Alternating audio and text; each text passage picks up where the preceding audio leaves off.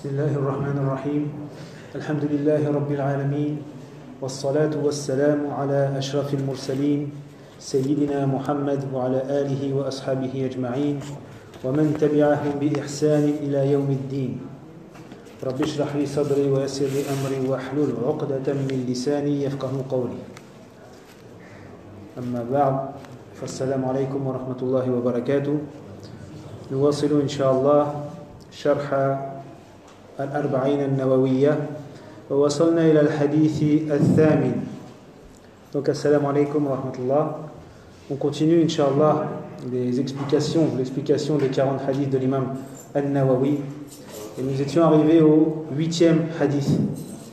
عن ابن عمر رضي الله عنهما أن رسول الله صلى الله عليه وسلم قال أمرت أن أقاتل الناس حتى يشهدوا أن لا إله إلا الله وأن محمدا رسول الله ويقيموا الصلاة ويؤتوا الزكاة فإذا فعلوا عصموا مني دماءهم وأموالهم وحسابهم على الله رواه البخاري ومسلم.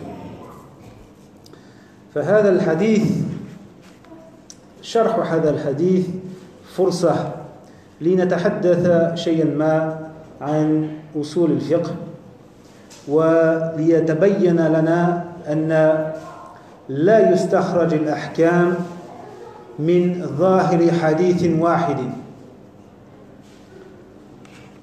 voilà donc ce hadith pardon j'ai oublié de traduire donc d'après Ibn Omar radiyallahu anhuma le prophète sallallahu alayhi wa sallam a dit on m'a ordonné, donc j'ai été ordonné de combattre les gens jusqu'à ce qu'ils témoignent qu'il n'est de Dieu que Allah et que Mohammed est son messager et qu'ils accomplissent la prière et qu'ils donnent la zakat. Donc s'ils le font, alors ils sont en sécurité, ils mettent en sécurité de ma part leur sang et leurs biens et leur compte sera pour Allah. Donc je disais que ce hadith, l'explication de ce hadith, c'est une bonne occasion de parler un petit peu d'une matière importante qui est usul al-fiqh, les fondements du fiqh. Et parce qu'on voit bien dans ce hadith que jamais on ne peut pas tirer des règles à partir du sens apparent d'un seul hadith comme ça. Jamais, c'est pas possible ça. La budda an nattali'a ala ghayrihi min ahadith al-mas'ala. Il faut aller voir les autres hadiths du même sujet, ce qu'ils disent. فما هو منهج المجتهد؟ لسنا بمجتهدين ولكن لابد أن نعلم ذلك.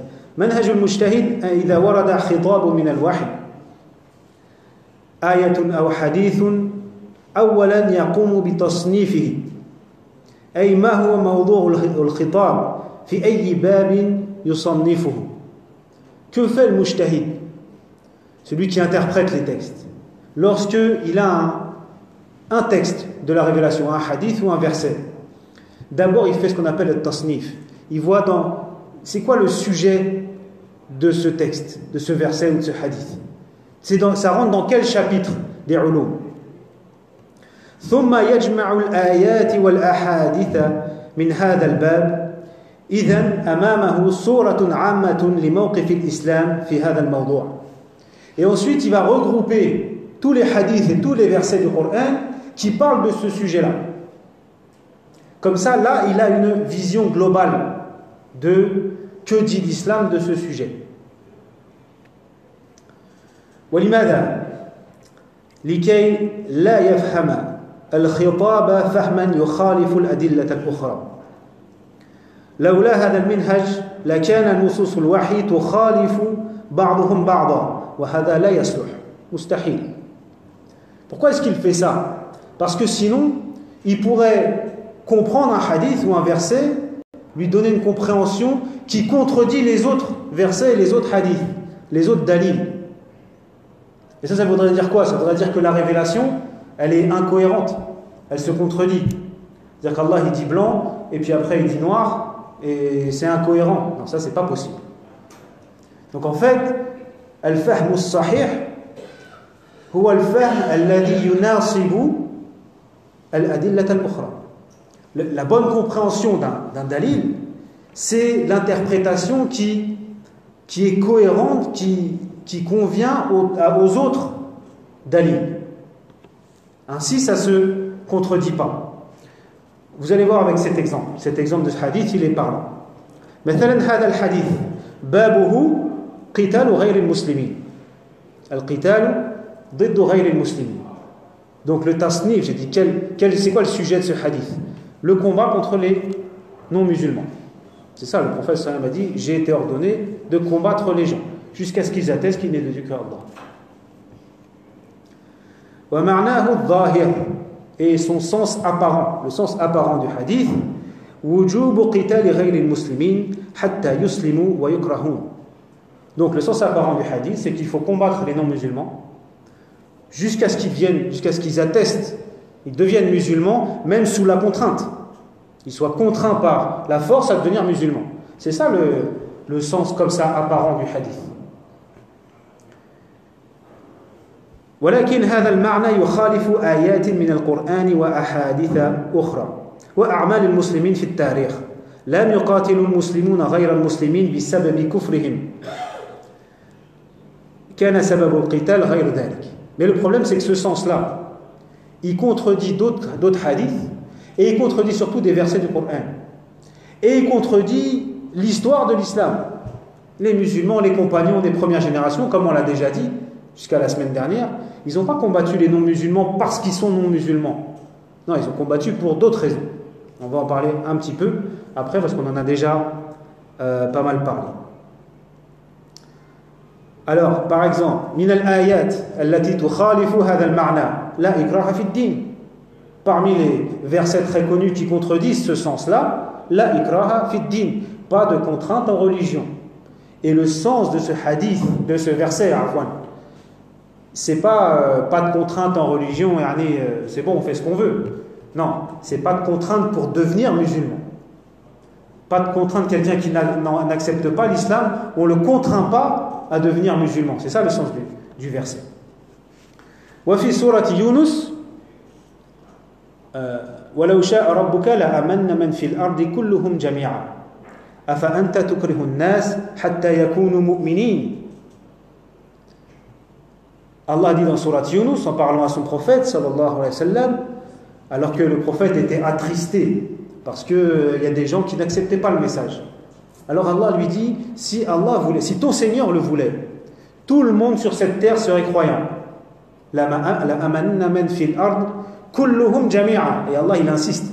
Man fil ard, ça veut déjà dire tous, tout le monde qui est sur la terre.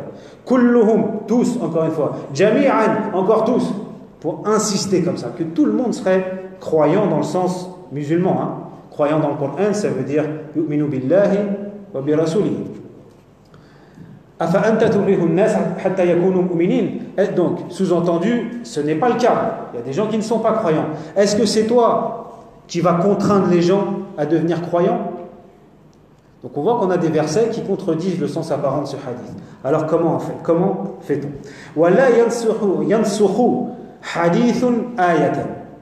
Et un hadith n'abroge pas un verset. Je ne veux pas rentrer trop dans le technique, mais c'est important. Parce qu'aujourd'hui, avec Internet, là, tout le monde a accès à beaucoup de choses, des hadiths, des versets, bon, les versets on les connaissait, mais des fatwas, et ça peut mettre des tashwish, ça peut troubler des personnes.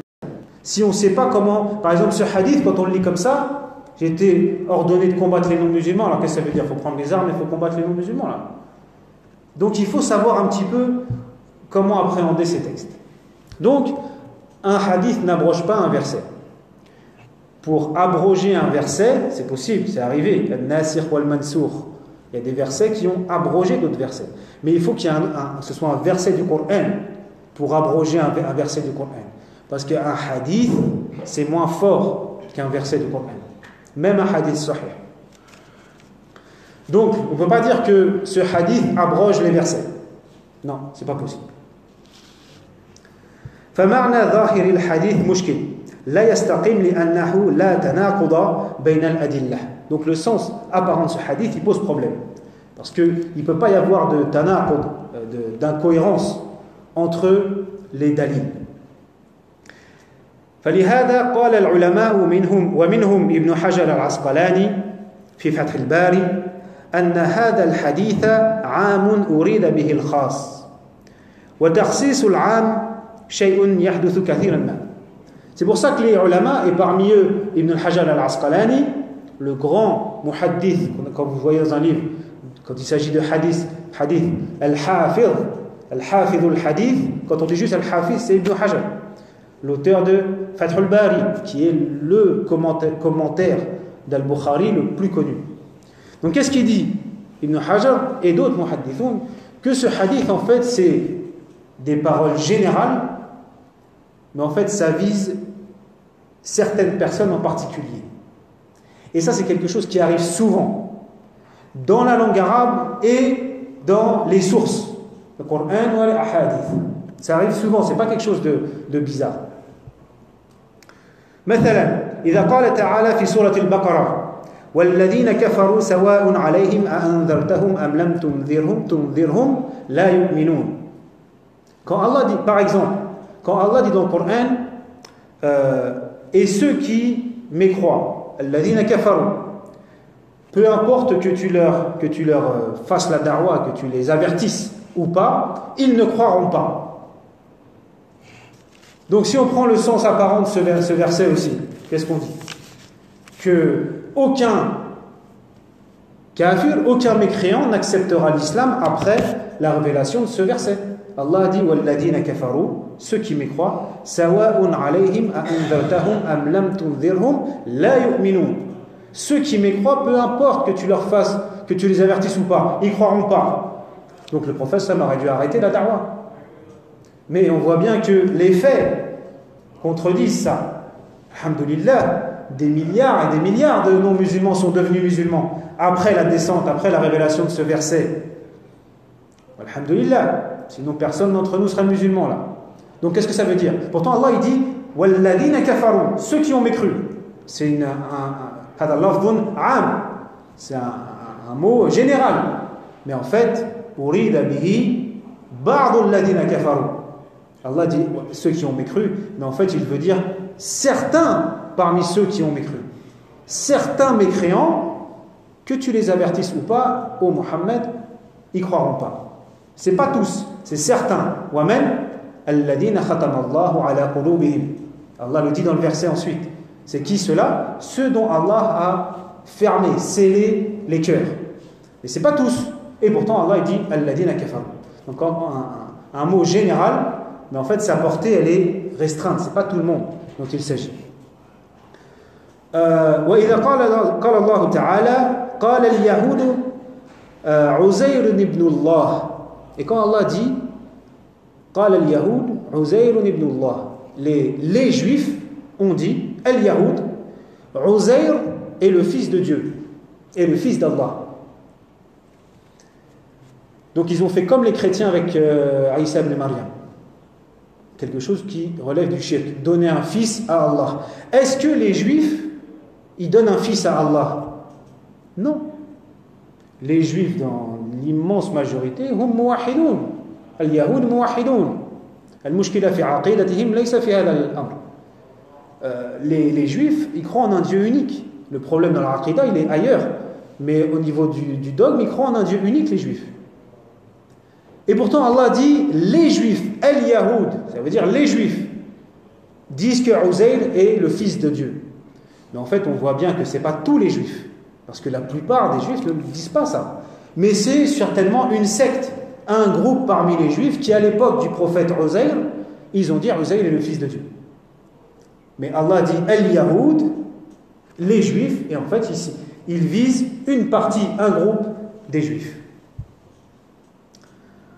فاستعمال لفظ عام أريد به الخاص شيء عادي في اللغة وحتى جمهور الأصوليين ما عدا الحنفية مذهبهم أن الألفاظ العامة في القرآن والسنة كلهم قابلة للتخصيص. Donc dire un mot général, mais en fait la portée elle est restreinte, c'est quelque chose de normal dans la langue arabe, de très habituel. Même la majorité des usuliyoun, donc les savants du usul al-fiqh, hormis les Hanafis, ils sont d'avis que tous les mots généraux dans le Coran, on peut les particulariser. À chaque fois que Allah a dit un mot qui s'applique à tout le groupe, Al-Mu'minun, Al-Yahoud, Al-Nas, en fait, ça ne s'adresse pas à tout le monde, mais ça s'adresse à une partie d'entre eux. Ça, c'est le madhab de la plupart des usuliyin. فقال النبي صلى الله عليه وسلم أمرت أن أقاتل الناس. Et Allah, le prophète m'a dit, j'ai été ordonné, on m'a ordonné de combattre les gens, الناس. والمراد بعض الناس. وبالضبط المشركين من الحجاز. المشركين من الحجاز. Donc, de la même façon, le prophète m'a dit, on m'a ordonné de combattre les gens. En fait, il s'agit des polythéistes, des associateurs du Hijaz. Hijaz, c'est la région de Al-Medina wa Mecca.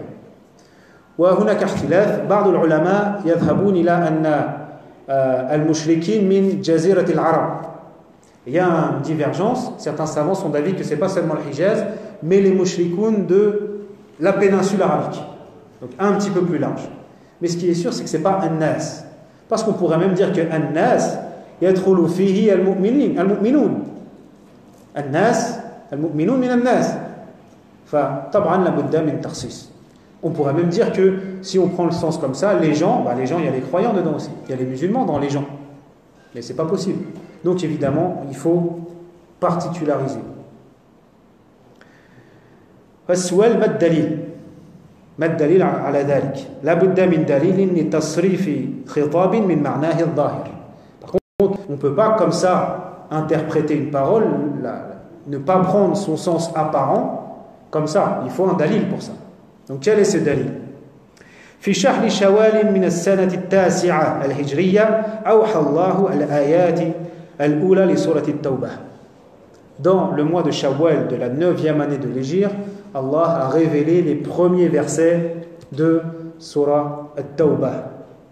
Dans ces versets, je vous laisserai lire les 5 premiers versets, Allah dit que les mushrikoun de Hijaz ou de la péninsule arabique, donc selon la divergence, ils ont 4 mois pour quitter la région. Ou sinon, les musulmans vont les combattre. Alors il y a ceux avec qui les musulmans n'avaient pas de pacte, eux ils ont 4 mois. Et ceux avec qui les musulmans avaient un pacte, alors il fallait laisser aller le pacte jusqu'au bout, jusqu'à son terme. Et après ça, le pacte ne serait pas renouvelé. C'est-à-dire que les polythéistes, les mushrikoun devaient quitter Al-Hijaz ou Jaziratul Al-Arab. قبل نزولها كان للمشركين أن يقيموا في الحجاز بشرط أن يدفعوا الجزية. Avant la révélation de ces versets, les mushrikoun, ils avaient le droit de rester au Hijaz, mais il fallait payer la jizya. Vous savez, le tribut que payent les non-musulmans qui vivent en Darul Islam. Après la révélation de ces versets, c'est devenu interdit. للمشركين الخيار إما الإسلام إما الهجرة إما القتال. Donc les mushrikoun dans la péninsule arabique ou dans le Hijaz, ils avaient le choix. Ils devenaient musulmans, ils partaient du Hijaz, ou alors ils étaient combattus. والدليل روى الحافظ ابن حجر في الفتح الباري لما قدم المغيرة بن شعبة الفرس للقتال قال للمجوس أمرنا نبينا رسول ربنا صلى الله عليه وسلم أن نقاتلكم حتى تعبدوا الله وحده أو تؤدوا الجزية رواه البخاري. Donc, comme dalil, on a que dalil de quoi? Que les mushrikoun peuvent être ahlul dhimma, être des dhimmi. Souvent les dhimmi, on pense aux ahlul kitab, les juifs et les chrétiens. Mais est-ce que les associateurs, les polythéistes, ils peuvent être dhimmi, fidèles à l'islam? Oui, puisque on a dans le hadith rapporté par Al-Bukhari que Shu'ba ibn Mughira ibn Shu'ba, lorsqu'il est arrivé en Perse, et en Perse c'était des Majous, ils adoraient le feu, donc c'était des mushrikoun. Il leur a dit, notre prophète nous a ordonné de vous combattre jusqu'à ce que vous adoriez Allah seul, ou alors que vous payiez la jizya. Parce que payer la jizya, ça veut dire quoi? Ça veut dire que des non-musulmans acceptent de vivre sous le pouvoir musulman. Et là, leur liberté et leur sécurité, elle est assurée. Ils payaient une jizya qui était moins élevée que la zakat. Moins élevée que la zakat que payent les musulmans. Mais c'était, d'ailleurs, la hikmatul jizya, elle est, mashallah, c'est pas juste pour les faire payer. Déjà, c'est parce qu'ils ne participaient pas au combat, au djihad, fi sabilillah. Donc, ils étaient protégés. Mais surtout, c'était pour les faire participer à la vie de la cité. Parce que s'il y a une communauté comme ça, minoritaire, et elle ne paye pas d'impôts, elle ne participe à rien, qu'est-ce qui va se passer? Elle va être mise à l'écart. Mais là, comme ils payent, ils participent à la vie du groupe et de la cité, alors ça les fait participer, ils font partie de la société. Parce qu'ils donnent de leur argent. Vous voyez?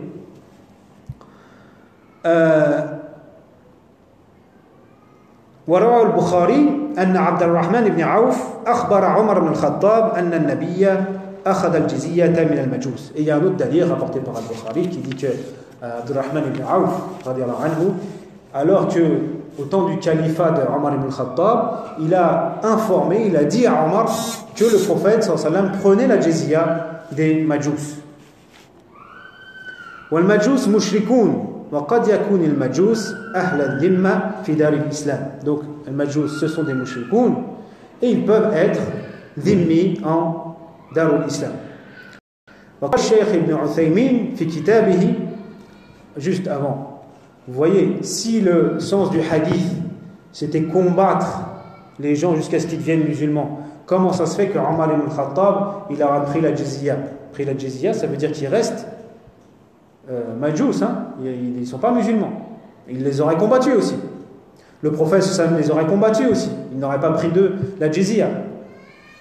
وقال الشيخ ابن العثيمين في كتابه القول المفيد, et Cheikh Ibn Uthaymin, grand savant contemporain, a dit dans son livre القول المفيد القتال ليس لإكراه الناس على يدخلوا في الإسلام على أن يدخلوا في دار الإسلام في الإسلام ولو كان كذلك ما شرعت الجزية.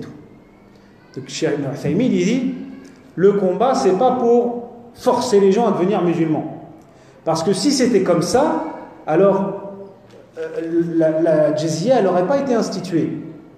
La jizya c'est justement des non-musulmans qui ont le droit de vivre en Darul Islam. Donc s'il fallait les combattre jusqu'à ce qu'ils deviennent musulmans, il n'y aurait pas eu de jizya. On les aurait combattus. S'ils ne sont pas musulmans, ils sont prisonniers. Vous voyez? فلم يقصد النبي الناس كلهم ولا المشركين كلهم إنما قصد المشركين الذين لم يقبلوا الهجرة من الحجاز أو الجزيرة العرب. Donc le prophète sallallahu alayhi wa sallam, lorsqu'il dit ça, il ne vise pas tous les gens et il ne vise même pas tous les mushrikoun dans le fait de combattre. Il visait les mushrikoun qui ont refusé de partir d'Al-Hijaz ou de la péninsule arabique. والدليل على أن للمشركين أن يهاجروا فلا يقاتلون, et le dalil que si les mushrikoun quittaient l'Hijaz alors on ne les combattait pas, c'est quoi? قال النبي صلى الله عليه وسلم قبيل وفاته أخرجوا المشركين من جزيرة العرب. Quelques jours avant sa mort. Donc quel est le dalil que en effet s'ils acceptaient de partir alors on ne les combattait pas?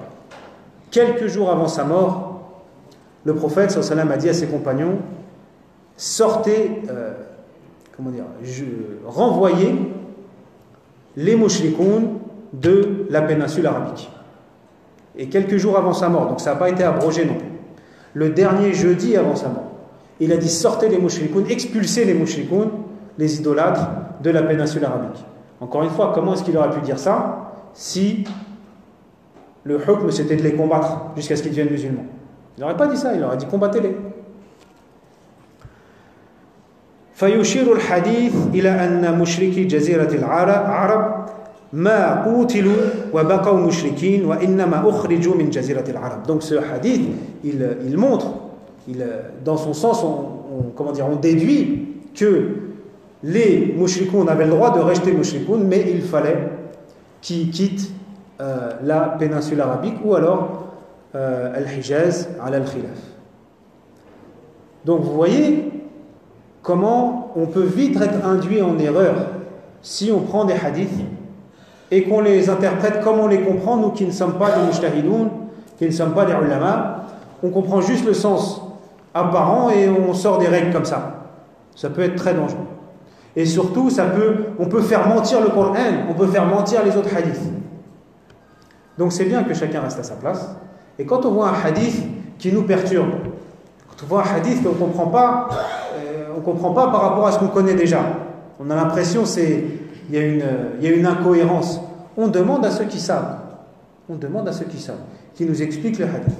Qu'est-ce qu'il veut dire exactement? Qu'est-ce que le prophète sallam voulait dire? Dans quelles conditions il a été dit, etc., etc.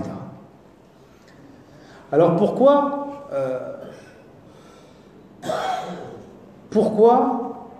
l'imam al-Nawawi a cité ce hadith? En fait, c'était pour insister sur l'importance de la propagation de l'islam. La propagation de l'islam. Et que chaque musulman, il doit avoir ce souci, que l'islam, il faut qu'il se propage. En tout cas, il faut qu'on présente le message aux non-musulmans. Et comme on a déjà dit ici plusieurs fois, donc je ne vais pas m'étaler, les premières générations, pour pouvoir transmettre le message aux autres peuples, il fallait faire la guerre. Mais il ne fallait pas faire la guerre au peuple, il fallait faire la guerre à l'armée des gouverneurs qui empêchaient le message de passer. Parce que les tyrans et les Perses et les Byzantins, etc., ils n'auraient pas laissé des gens faire la darwa, appeler les gens à l'islam, appeler leur peuple à l'islam. Non. Les gens à l'époque, ils avaient le dîn de leur gouverneur. Il n'y avait pas de choix, il n'y avait pas de liberté. Et surtout l'islam qui amène la justice sur terre. La justice sur terre. Évidemment que les tyrans n'auraient pas accepté. Donc, pour atteindre les peuples, il fallait faire la guerre aux armées. Avec toutes les règles qui entourent le djihad en islam. C'est-à-dire combattre le soldat qui est devant nous, pas combattre les femmes, les enfants, les vieillards. C'est pas comme aujourd'hui, la guerre a lancé des bombes sur des femmes et des enfants. Non, c'était sur un champ de bataille, soldat contre soldat, homme contre homme. Et donc, propager l'islam, c'était faire ce djihad fi sabilillah. D'ailleurs, encore une autre preuve, c'était comment ça se passait à l'époque, même du prophète sallallahu alayhi wa sallam, lorsqu'ils allaient combattre une tribu. Ils attendaient as-subh, l'heure de subh. Pourquoi? S'ils entendaient l'adhan, alors ils ne les combattaient pas. S'ils n'entendaient pas l'adhan, il y avait évidemment le chef de la tribu qui venait, il l'appelait à l'islam avant de le combattre. Ou alors à payer la jizya. Et s'il refusait, là il était combattu. Et pourquoi est-ce qu'il fallait prendre le pouvoir? Comme je disais, parce que c'était la seule façon pour que l'islam se propage. Si on avait laissé les pouvoirs en place, l'islam serait resté dans la péninsule arabique. Et ni vous ni moi ne seraient musulmans aujourd'hui. Et peut-être qu'il n'y aurait plus de musulmans aujourd'hui. Ça serait resté une tradition locale en Arabie là-bas, et personne ne serait devenu musulman. Et évidemment, il fallait propager ce message. C'était la mission des compagnons. Et pour ça, il fallait prendre le pouvoir. Il n'y avait pas d'autre. Mais ce pouvoir musulman, qu'est-ce qu'il amenait au peuple? Il amenait la justice. Il amenait la liberté. Déjà, il amenait le haqq. Premièrement, il amenait le haqq. Il amenait la vérité. Donc évidemment, c'était un bienfait pour ce peuple. Mais même ceux qui n'auraient pas adhéré à la vérité, ils avaient le droit de vivre leur vie. Comme on en a déjà parlé. Et les peuples d'Égypte et de Syrie, ils ont mis des siècles à devenir musulmans dans leur majorité. J'en ai parlé la semaine dernière. Et ils avaient même le droit, les non-musulmans, fidèles à l'islam, ils avaient le droit de régler leurs différends avec les règles de leur religion. Appliquer les règles de leur religion. Comment et pourquoi cela? Comme le prophète sallallahu alayhi wa sallam a fait à Médine. lorsqu'il est arrivé à Al-Médina, qu'est-ce qu'il y avait là-bas? Il y avait des tribus juives. Eh bien, les juifs, ils avaient le droit de vivre leur religion sans être forcés à devenir musulmans, et ils avaient le droit de régler leurs différends selon les lois de la Torah, selon les lois de la Torah. Et si eux faisaient la démarche de dire non, on veut que ce soit le prophète qui juge, ils avaient le droit. Mais sinon, ils avaient le droit de juger selon la Torah. C'est-à-dire une liberté qu'on n'a même pas ici aujourd'hui en France. Les gens avaient le droit de pratiquer leur religion, qui n'était pas l'islam, une liberté plus grande que ce qu'on peut avoir aujourd'hui en Europe. Donc c'était évidemment un bienfait pour les peuples que les musulmans prennent le pouvoir. Et ce n'était pas du tout une oppression, c'était parce que l'islam c'est la justice sur terre. Et donc, évidemment, à l'époque de l'imam al-Nawawi et dans les premiers temps, c'était ça. Propager l'islam, c'était combattre les tyrans pour prendre le pouvoir et ensuite exposer le message aux gens et leur laisser le choix d'adhérer ou de ne pas adhérer. Et pour revenir à notre situation aujourd'hui, les choses ont complètement changé. Ce sabab du djihad offensif comme ça, le sabab, c'est-à-dire la chose qui rend obligatoire le djihad offensif, c'était ça. Tablir al-risala, transmettre le message. Aujourd'hui là, est-ce que pour atteindre les peuples, on a besoin de faire la guerre? Non, au contraire. Aujourd'hui, on atteint les peuples avec un téléphone, avec les échanges commerciaux. Maintenant, le monde, c'est devenu un village. Même au contraire, s'il y a une guerre, c'est là où les échanges ils vont être un peu plus difficiles. Et le message, il ne va plus passer. Donc aujourd'hui, cette da'wa, elle ne se fait plus. Il n'y a plus besoin de la guerre. Elle se fait par différents moyens. Le contact humain, les réseaux sociaux, je vous dis, les échanges commerciaux, etc., etc. Les émissions à la télé, les émissions à la télévision, etc., etc. Donc il n'y a plus lieu de combattre pour prendre le pouvoir, pour transmettre le message. Mais, tablir al-risala, transmettre le message, mazala wajiban, ça reste obligatoire pour tout le monde. Donc tous, on doit avoir ce petit truc derrière notre tête, qu'à chaque instant, j'ai un collègue au travail, j'ai un voisin, miskin, il est dans dhulumat al-kufr, il est dans les ténèbres de la mécréance. Quelle que soit sa situation matérielle, miskin, il est dans une très mauvaise situation. Il n'y a pas pire. Il est dans le kufr, il ne connaît pas son créateur. Il ne connaît pas le sens de sa vie, il ne sait pas pourquoi il vit sur cette terre. Et moi qui le vois tous les jours au travail, moi qui le vois tous les jours mon voisin de palier, j'essaye pas de lui transmettre ce message que, alhamdoulilah, Allah nous a guidés. Allah il nous a donné ce trésor, al-iman, et on ne pense pas à le transmettre aux autres. Subhanallah. Est-ce que vous ne pensez pas qu'il y a au qiyamah, ces personnes-là, elles ne vont pas venir nous voir et nous dire, subhanallah, on s'est vu tous les jours dans cette dunya, tu m'as jamais parlé d'Allah, du prophète, du message, surtout aujourd'hui où quand nous on ne parle pas de l'islam, il y en a d'autres qui parlent de l'islam à notre place et qui, les ennemis de l'islam, et ils ont des gros moyens, ils ont des moyens illimités, mais nous on a Allah, nous on a Allah, mais nous il faut qu'on fasse les asbab, il faut qu'on fasse les causes, il faut qu'on bouge, et Inch'Allah Allah il nous aidera et on pourra déplacer des montagnes, mais on doit avoir ce souci. Et la première da'wa c'est quoi? Première da'wa, al-akhlaq, la moralité, le comportement, l'éthique. C'est le comportement la première da'wa. Parce qu'on peut parler tant qu'on veut. Si on se comporte mal, si on ment, si on triche, si on est vulgaire, si on ne respecte rien, on pourra dire après, oui, mashallah, l'islam, vous savez, l'islam c'est la meilleure des religions. Mais les gens ils disent, combien de fois les gens ils disent, oui c'est bien beau ce que vous nous dites, mais regarde les musulmans, comment ils se conduisent. J'avais déjà beaucoup parlé de ça la semaine dernière, je ne vais pas remettre ça. Mais la première façon de transmettre le message, c'est déjà le comportement. Des fois, il y a des gens qui nous observent parmi nos voisins, nous on ne le sait même pas, mais ils nous observent. Et tout ce qu'on fait, ils le mettent sur le compte de l'islam. Si on fait quelque chose de mal, ils ne se disent pas, lui il est comme ça. Non, regarde l'islam, regarde les musulmans. Et des fois, au contraire, ils peuvent voir un bon comportement pendant des années, et sans qu'on le sache, ça les a attirés à l'islam. Donc le premier, j'ai dit la semaine dernière, l'islam il s'est répandu par le comportement des musulmans. Première da'wa, le bon comportement. Le bon comportement. Et bien sûr, comme je vous dis, quand on a quelqu'un au travail, chez nous, je ne sais pas quelle situation, il ne faut pas saouler les gens. Parler d'Allah tous les jours et tout le temps. Mais quand il y a l'occasion de glisser quelque chose, il faut essayer de l'appeler à l'islam, de le faire réfléchir, de le faire comprendre que cette vie, c'est pas juste travailler, consommer, mourir et ça s'arrête là. Sinon, ça n'a aucun sens la vie.